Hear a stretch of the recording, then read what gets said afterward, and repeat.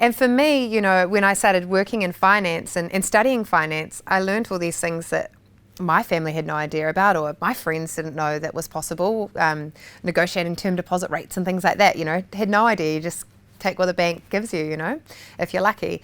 And I think that I was like, wow, there's got to be a way where this can be less opaque, where it can be more transparent, and there's a massive opportunity here for more people to be able to develop wealth if we change the way that the game is played and make it way more transparent. Yeah, because you talk about on your website a little bit about the equity gap, and you do highlight the fact that a lot of wealth is concentrated in a small number of people. And it's interesting that you're sort of promoting sort of a democratic shareholding model so it's within capitalism, but you're saying use the system and we can have a more equal share, if you like, of the pie. Is that sort of how you see it? I think that access can create opportunity, so the more that we have access to an understanding of how finance works, how the share market works, having access to even shares in the companies you own does create the opportunity for wealth to be shared around a lot more. So, we're a big advocate of staff having shares in the companies they work at, and we support a bunch of New Zealand and Australian companies with that, along with our own team, making sure that they get access to that ability to develop wealth and also that ability to share in the value that they're creating. So I think that there's a lot of ways that the system can be more can be more welcoming, more inclusive, and ultimately enable more wealth to be shared around. When we first started, it was males over 60 living in Auckland with a majority of shareholders, and we're changing that. We've got people from 0 to 97 years old. We've got a range of gender and diverse ethnicities that use Sharesies, and we don't ask the questions because we don't really want to ask questions that we don't really have to have the answer to, but we can kind of detect that through the way that you've got 500,000, haven't you, people who have signed up? 660,000 investors on Sharesies. Yeah, right, which is a lot, an awful lot. That is, that's quite a significant change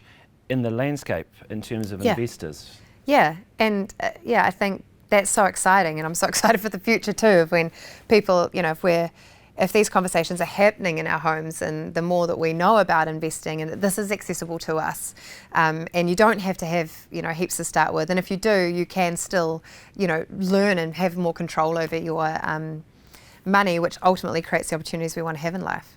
Yeah, it's interesting because interesting in the generational aspect of it too, in terms of younger people becoming more interested, and you talked a bit about the housing aspect. If we go back to the 1987 share market crash, that basically scarred a big chunk of a generation of baby boomers who had flooded into the share market. The crash happened, and then they didn't want to go near it. There was almost a generation lost of investors. What's your sense around any of those coming back, but I guess their children and their children's children who perhaps are a little bit more interested? Yeah, and I think that's an interesting rhetoric in society in some age groups for sure, in terms of that 1987 crash and how that has proliferated in terms of people just went into property because they didn't want to risk shares. Well, they were in that anyway, right? Yeah. And it was a different market then. We're way more regulated now. The Financial Markets Authority, is about now. We have more access to different opportunities outside of New Zealand too. That was, we've got New Zealand Stock Exchange, Australia and US.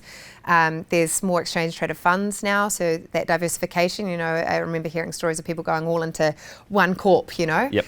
Where now you can invest in a range and kind of have that diversification where you're not just all putting all your eggs in one company or one basket. You can share that around, and also the ability to invest amounts you can afford a bit more now too. Are New Zealanders better at being wealthy and celebrating wealth? We are in a world where obviously, as you raised, which you've dedicated your company to in a way, and trying to get more people wealthy. Yeah. Is that awkward? Awkward, like how? Well, in terms of yourself or the founders or others, do you worry about being flashy or having wealth? Or is it celebrated? Has New Zealand got better at dealing with that, or worse? I don't know. It's so interesting, If you go to different countries and you just notice there's just different scales there.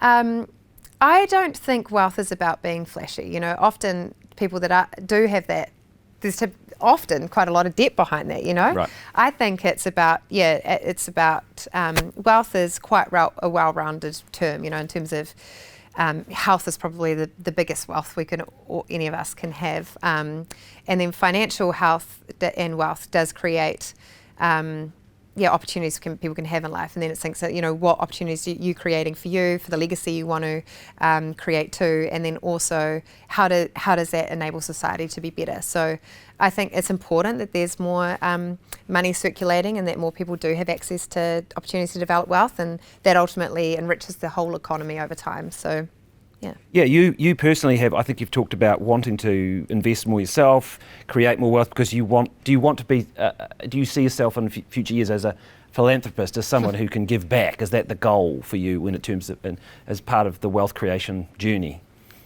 I think it is an important part and that can show up in multiple ways. It can be through the time that you spend with entrepreneurs in the future or other I think I've talked about how I'd just love to help new mums, you know, and show up and be there present in community. That's some of the most valuable moments you could create and support you can create for people too, is just being there.